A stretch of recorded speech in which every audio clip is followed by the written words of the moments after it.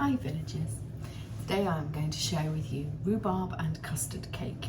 It is fairly new to my experience, although several years still so. According to my daughter, that is not new or recent or the other day. But as a colleague of mine used to say was it yesterday or is it today? Well no, then it's the other day, even if it was 5 years ago. I don't remember where this recipe is from. Should make 12 servings, but it depends how you cut it and how generous you want to be. So let's get on with the baking. So we have everything in place. I'm using my big bowl. You will also need a wooden spoon, possibly a little whisk for your eggs. And you will need to do the first stage of the recipe as written in the description below. I don't, because I'm using pre-cooked rhubarb that's been sat in my freezer, so I've had it defrosting sitting on the worktop, and as such I'm able to skip at least the first 2 stages of the recipe. So we're going straight to creaming the butter and the sugar together.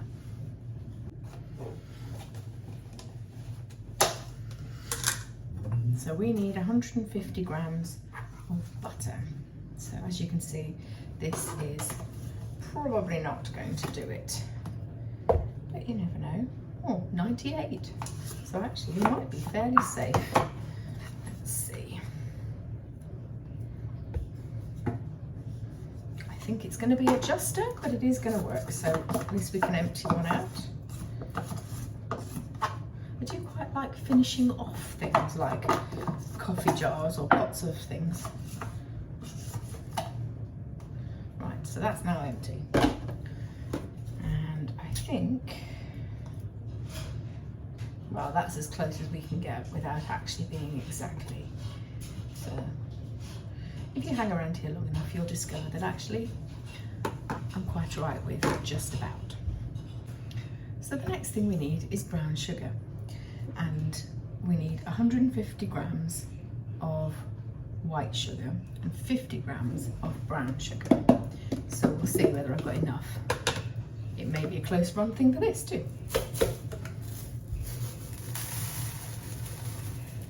Oh, no, look, some left for next time.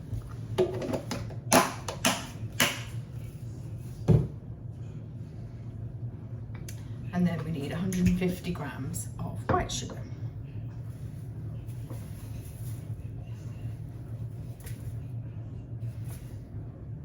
A bit more. And then we're going to cream them together, which, if you're not a baker, just means smush them together with a spoon until it looks like this. Can you see? Because of the brown sugar, it's not as pale and fluffy as it would be if you just use white sugar, and that's nearly always what they say in recipe books, until light and fluffy. It's quite a good bicep workout. This is where my mother would say, if you had a mixer, you wouldn't have all this effort. I quite like doing it by hand. So this is what your consistency you're looking for. Like that. So now we're going to add 3 eggs. You're supposed to add them one at a time with a bit of the flour, and then the next egg and a bit of the flour. Particularly if you're weighing the flour out as you go, because how would you, nearly lost an egg then, how would you weigh bits of your flour if you're doing it straight into the bowl? If you've pre-weighed your ingredients and have a little bowl sitting here, for instance, with the flour in it, then you'd be able to do that. 1 egg, bit of flour, 1 egg, bit of flour. That's not how we're doing it today. So 3 eggs in there. Now I'm a bit eggy, so I'm going to wipe my hands. And then we need 100 grams of self-raising flour. Turn the scales back on. Now is not the time to fail me, scales. So 100 grams. If you're not a baker, but you've attempted some of my baking, I would be interested to see how you've got on. Drop me a message. Pictures, we like pictures.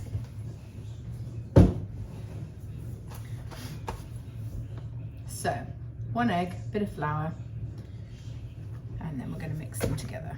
So give your eggs a bit of a poke to loosen them up. Mine are really yellow. Don't know why. They only came from Morrison.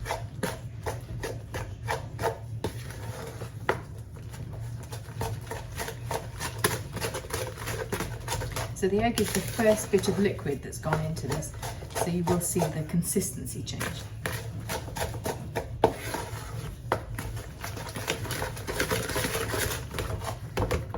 It's starting to look a bit more like cake batter or something else, slightly more questionable. But as D.D. Smith says, if it looks like this, as in questionable, then it's looking right. Good enough for Queen Delia is good enough for me. Right, it's now looking more like cake mixture. Can you see? We're sort of at a dropping consistency. Now this is where the fun bit happens. So far it's pretty much a normal sponge cake. So this is where it gets interesting, because until now it's pretty much been a sponge cake. Yes, you think so too? We're going to start putting custard powder. Now, if you're American and don't know what custard is, then look it up, because I spent 6 months in the States as part of my exchange, and one of the things I told my mother I missed was custard. So it is a difficult phenomenon to explain, and no, it's not like creme brulee. Maybe I'll show that next time I make actual custard. We're only using the powder to flavour it fundamentally. So we're using custard powder. We're also using almond essence, the same as you would for vanilla, except this one is almond. And we're also using ground almonds. So we are using 100 grams of ground almonds. The packets come in the slightly inconvenient 150 grams. So that means you've always got some ready for next time. I bought 2 packets because in the shop I couldn't remember what size I needed. So now I have 1.5 packets. So that was 100 grams of ground almonds, and we need 60 grams of custard powder. So that was a good guess. Nearly, but not quite. There we go. Slightly more, slightly less isn't going to fundamentally change much, unless you are a food engineer person, in which case it probably matters greatly. And then half a teaspoon of almond essence. But the more you put in, the stronger it will taste. And you are adding more liquid. So I'll turn that off because we don't need that. And we're just going to pour in a little bit. And then there's a little bit for next time. So at this point, we should now have everything in except the rhubarb. We're going to mix it all together. I wish you could smell it. So clearly this contains nuts, just in case you hadn't picked that up yet. So if you have a nut allergy person that you're baking for, pick one of my other recipes. You'll notice that the custard powder does change the colour of the mix. It's now gone quite reddy yellow as opposed to sunshine yellow. So make sure we get all the powder stuff that's up the side.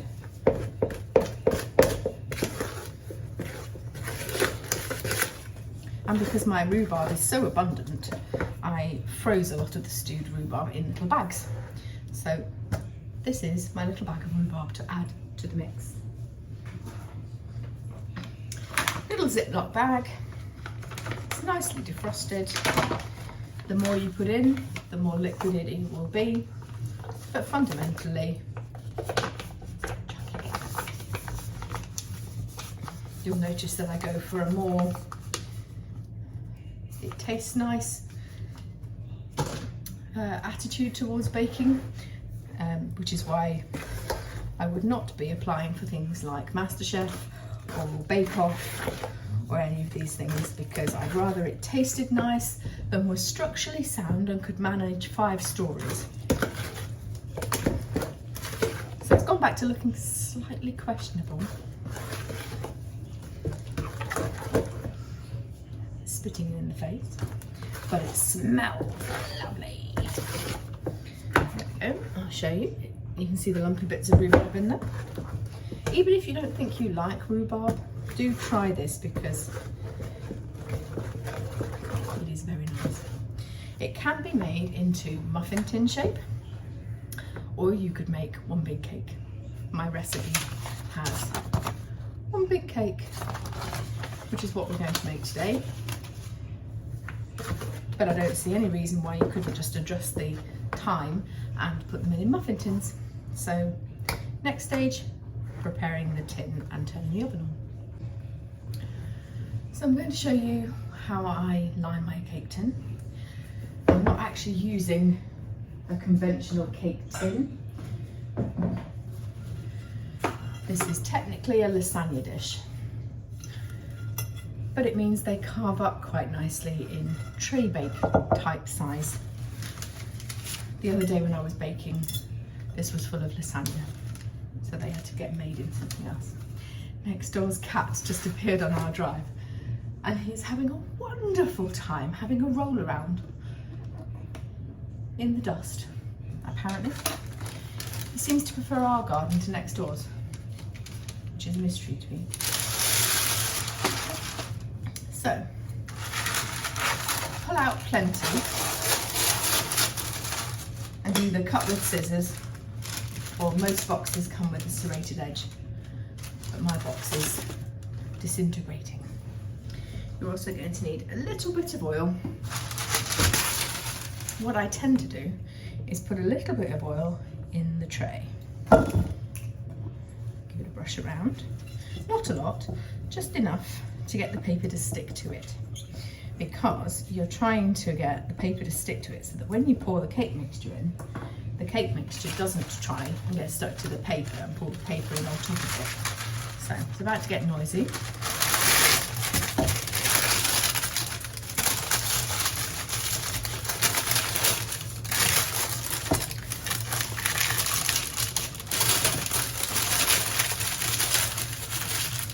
Try and get it to stick in all the corners. So now we're going to oil the paper.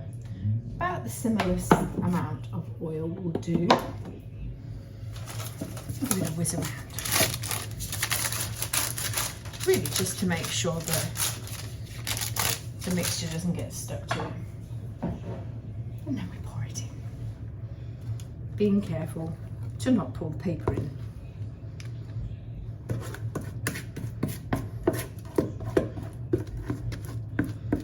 Everybody else is doing something else. One is in the shower, the other has a friend. So I might get to lick the bowl today.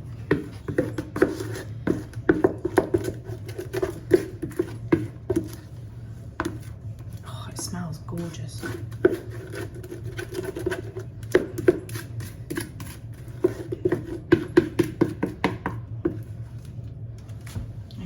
Giving it a vague flatten. And actually it fits in here quite well. Let me show you. So we've smoothed the top, sort of. And as you can see, it's fairly full, but with room to grow. Now for the oven. And it can stay in there for about 45 minutes or until it is cooked all the way through. So it's had its cook and I've let it go a little bit cooler, still in the oven. I literally just turn the oven off and leave it in there. Then it gets the last bit of the heat in case there's anything left in the middle that's a little bit soggy still. and it means you can then take it straight out of the oven almost with your bare hands.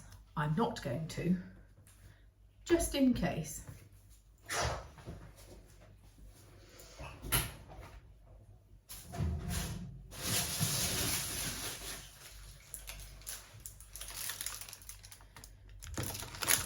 Got nice little cracks all over the top, but that's to do with how damp the moisture was. Oh, that's silly. What a silly statement. Obviously moisture is damp. How dry the mix was. So let's see, will it come out in one go?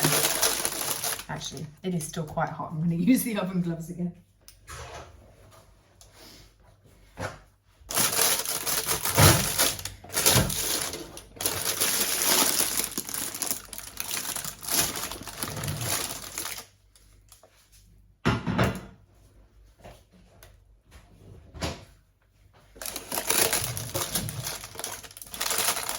Right, seeing as you can't see, I'm going to move you. So we're on a wire rack. This was the baking paper. It hasn't risen a huge amount, but it has got these lovely cracks in it.